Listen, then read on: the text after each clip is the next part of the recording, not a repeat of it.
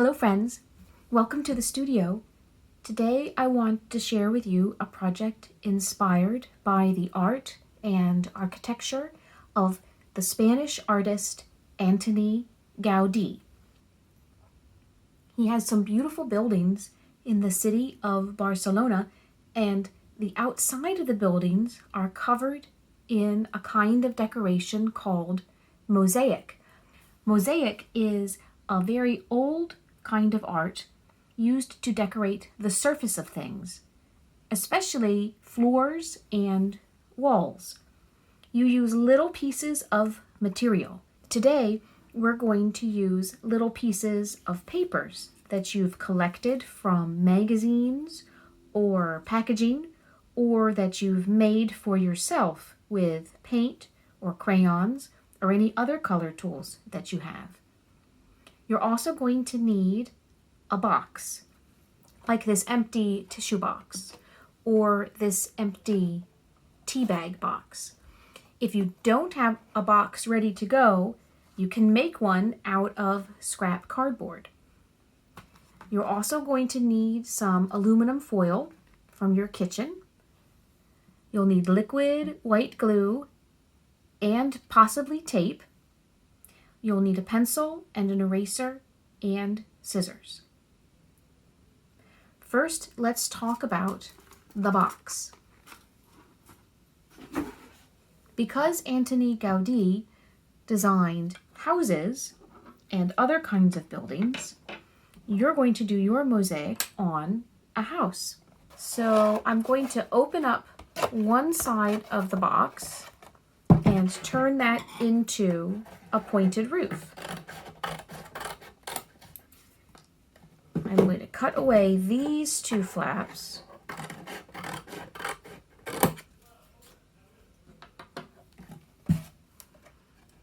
and tape these together.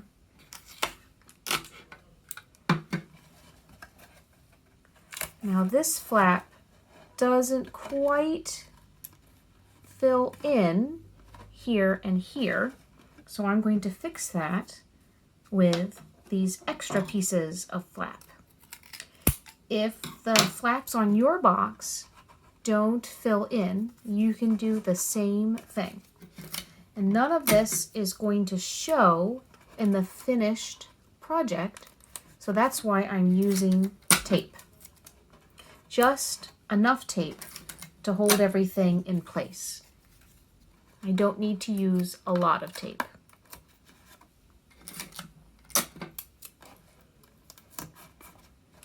So there's the roof of this building. If you don't like these open spaces, then you can cover them with more scrap cardboard. I know this isn't quite the right shape yet, so what I'm going to do is place it down where I want it to go, and then trace the triangle shape on both sides.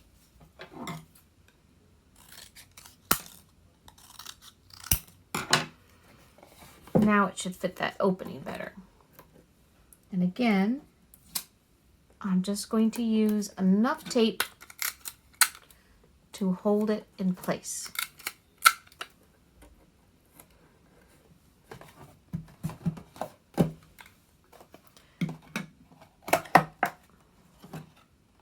For this box, what I'm going to do is cut away here and here.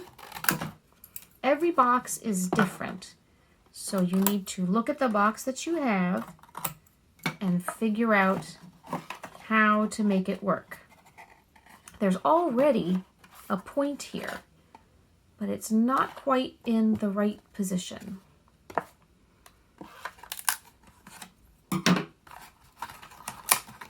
Open that. Open that. Okay, that's better. So I will cut this flap away and cut this flap away.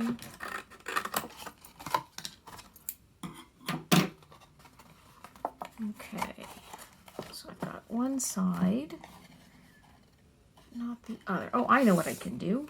I'm going to re-bend this. Just going to change where it bends. Yes, there we go. So again, I want to tape it in place.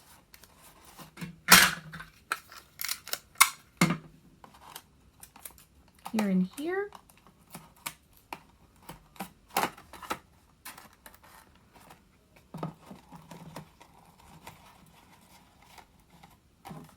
There it is. And use scraps to cover that end, cover there. Of course, you don't have to make a building with a pointed roof. You can make just a flat topped building like they have in warm and dry places, like in the American Southwest or in North Africa. Pointed roofs are great for rainy places. Once you've got your house shape or your building shape made, then you're going to cover it with a layer of tin foil, like I started to do here on this box. So I'm going to show you how I did that now. Don't worry about trying to cover the box with one piece of tin foil. You don't need to do that. It's easier to cover it area by area. Tin foil is so noisy. My tin foil is shinier on one side than on the other, and I want the shiniest side to show. So I'm going to lay the box down and check how much I need to wrap this side.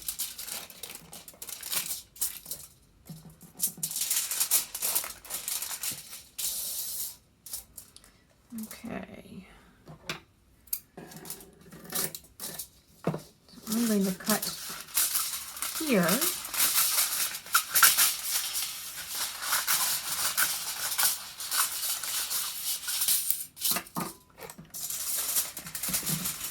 I like to wrap the bottom of the building first and then wrap over the roof. This is a little too long on this side.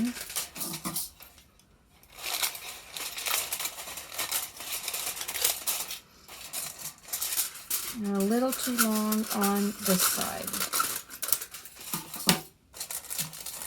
This is called dry fitting. I'm checking to see how it fits before I make it permanent. Now for this, I am going to use glue. I don't want any tape to be showing. So now I know it wraps around. I'm going to put glue over this area.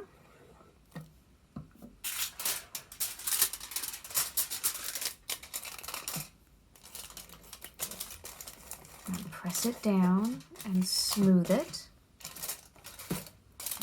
Then I'll put glue here.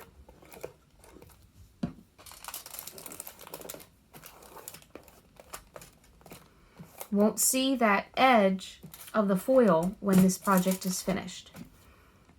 And I'll put glue here.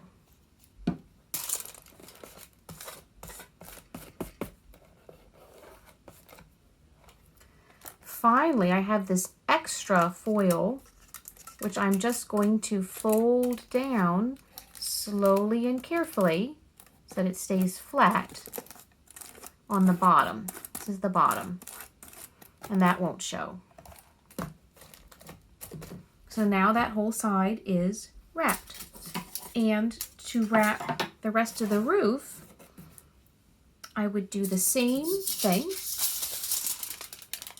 find a piece of foil that's maybe a little bit bigger than the roof and fold it over. And if there's any extra, cut it away and make sure that it fits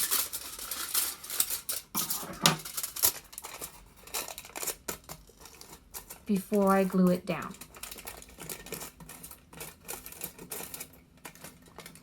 Easier to do this in pieces, especially if you have a pointed roof.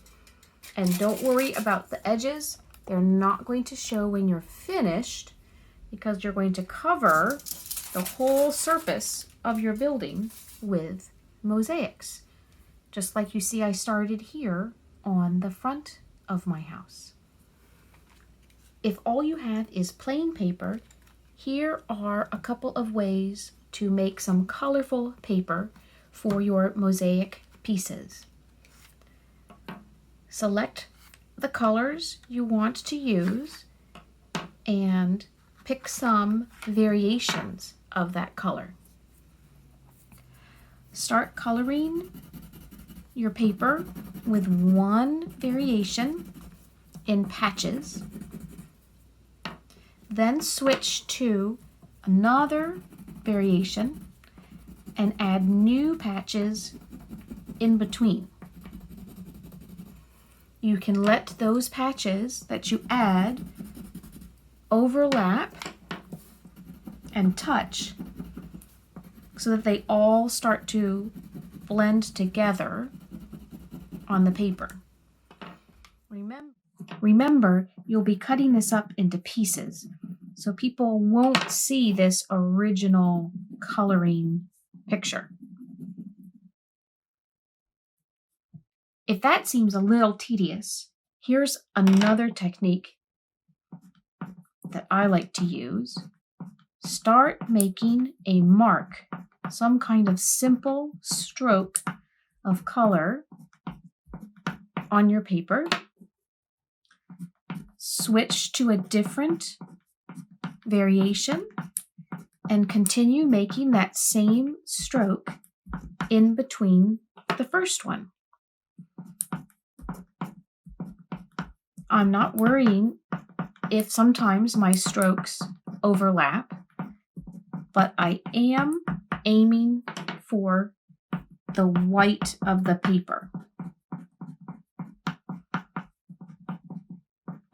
Keep going until you filled it all in.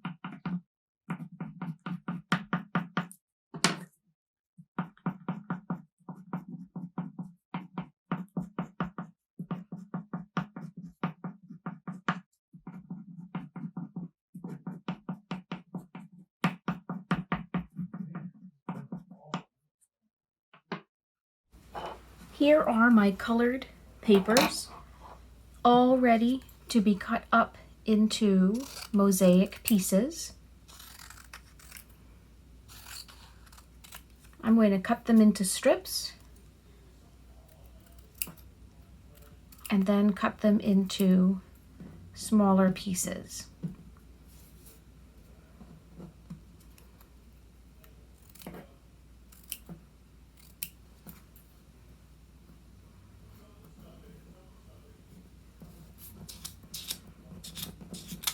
Let's see what these look like, cut into mosaic pieces.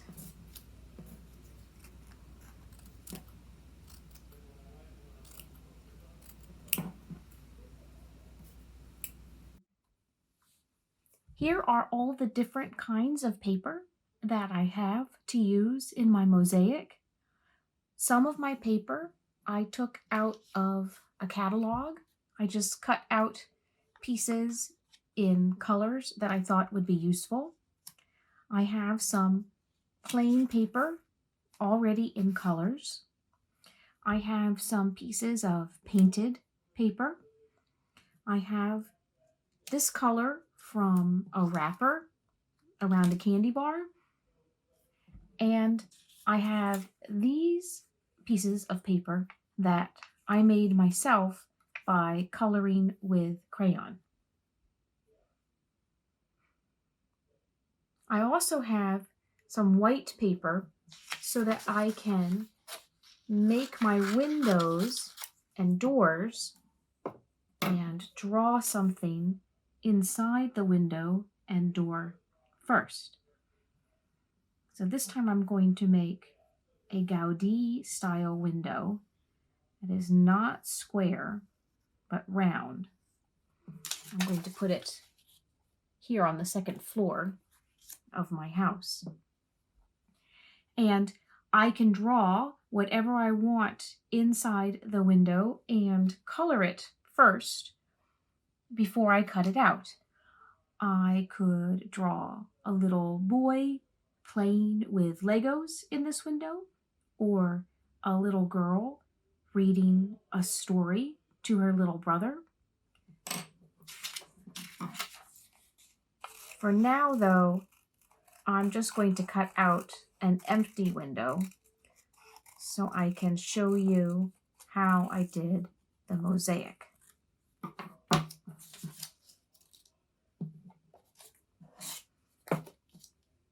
So if the paper is big enough, I'm going to put glue on the back of my shape.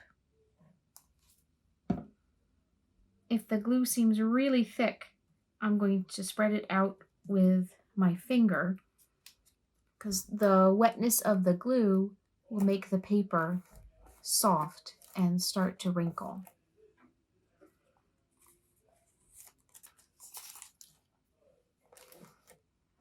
So there's my Gaudi style window. And now I can put mosaics around that piece. I have this piece of paper to hold a little puddle of glue. I'll be able to use that glue before it dries out. And I'm taking a piece of cardboard to make a glue stick. It's a lot easier to put glue on something small with a glue stick than with your finger. You'll see that in a moment. First, I'm going to make some mosaic pieces from this scrap of blue.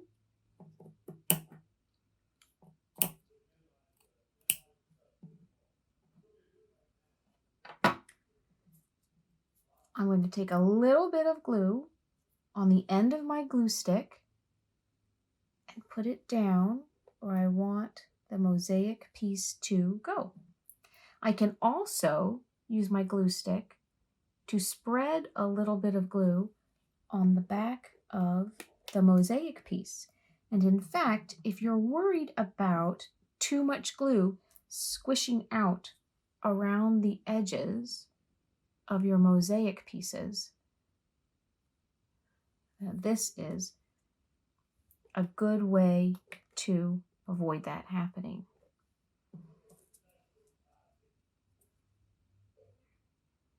I'm putting my mosaic pieces down and leaving spaces in between. On the Gaudi mosaics, those spaces in between are filled with something called grout, which helps all of the tiles stay in place. But we don't have to do that in our paper version. And we want the silver of the foil to shine through anyway. That's an artistic choice that we made.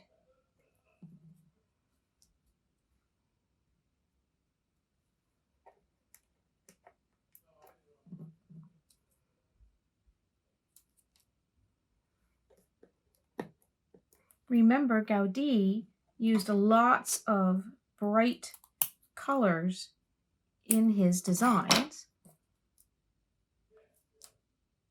So now that I've gone halfway around my window with the blue, I'm going to switch to a different color. I'm going to switch to the red-orange from this candy wrapper. So the top of my window will have that blue curve, and the bottom of that window will have the red-orange curve.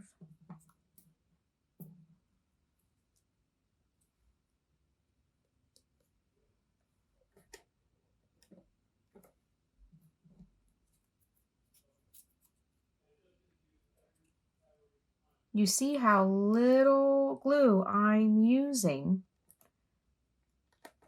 That puddle on my scrap paper has hardly changed size. And I'm even scraping the glue stick at the edge of the puddle to pick up a tiny amount. That's too big. Let's put that one there.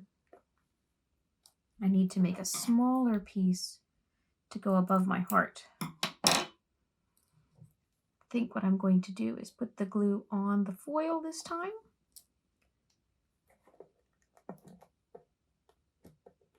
And stick that down. Do I have any more left? I have this piece left. Remember, it's a lot easier to draw something in your window, to draw the details on your door before you glue it to your house.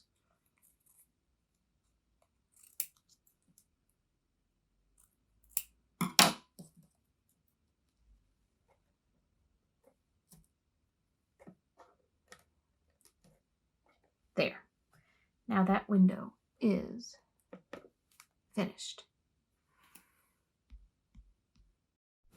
Well, my friends, I've had a very happy time finishing up the front of my little yellow house. Here you can see a kitty in the window, and up here is the little girl who lives in the house. I think I'm going to show the other people in her family on the other sides of the house, in windows and in doorways, doing their favorite activities. And when it's finished, it's going to be a fun and interesting work of art to look at. Put on your thinking caps, my friends. Open up your imagination. Look at some of the buildings in Barcelona by Antoni Gaudi and make your own version of a wonderful mosaic place. See you next time.